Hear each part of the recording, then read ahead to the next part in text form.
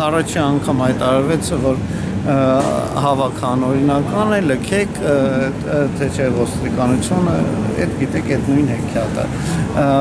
Երկրորդ անգամ, որ հայտարարություն արեցին, որ 15 րոպեից իրանք կդիմեն ուժային միջոցի, մենք մոտեցանք փոխոստիկանապետին եւ ասացինք հնարավոր է ինչ-որ մեխանիզմ գտնել, որ ինչ-որ բռնությունները, որ կանխատեսում ենք չլինի, որտեվ մենք տեսանք, որ եւ ներքևի փողոցներ փակ, այսինքն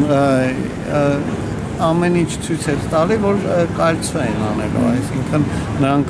պատրաստել են բավականին տենց պինդ բավականին ծանր ձևով հավաքել։ Հա, հավաքել այդ ամեն ինչը։ Մենք ոստիկանապետին մոտեցանք, կարծեցինք հնարավոր է մայթերում կանգնենք, որպեսզի խնդիր չլինի, հա, խուսափենք մնացած պրոբլեմներից, նա ասեց, որ ոչ 5 րոպե սպասեք, կտեսնենք ինչ է լինելու։ Մենք այդ 5 րոպեն սպասեցինք, այո, եւ Երանոսյան Լյովան, Հետո ոստիկանները ձեզ եկան բերման ենթարկելու, հա, ինչպես եղավ։ Ոստիկանները մի վայրկյանի մեջ հարձակվեցին,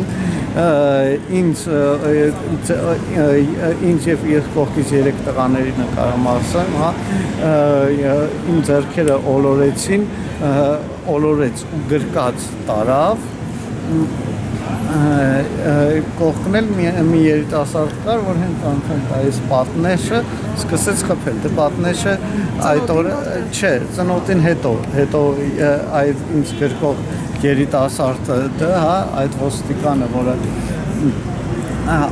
ամբողջ ընթացքում ասում էր դեմքին մի խփի, պտտվեցի ու տվեց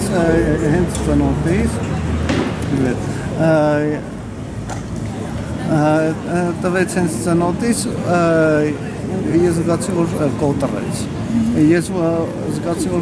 Ես ծնոտս բռնեցի արդեն մի ձեռքով, որտեղ մի ձեռքս դեռ էլի չի կարողանում ազատել, հրաշքով մի ձեռքով ազատել։ Ծնոտս բռնեցի ու ասեցի դեմքից մի խփի։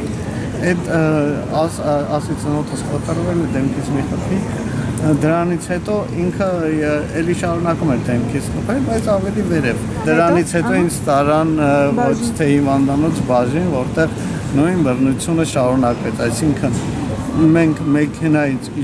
իջած մեզ էլի ծեծում էին, ունդեղ ինչ կոտրված կունեցի, ոչ ինչ հետաքրքիր չէր։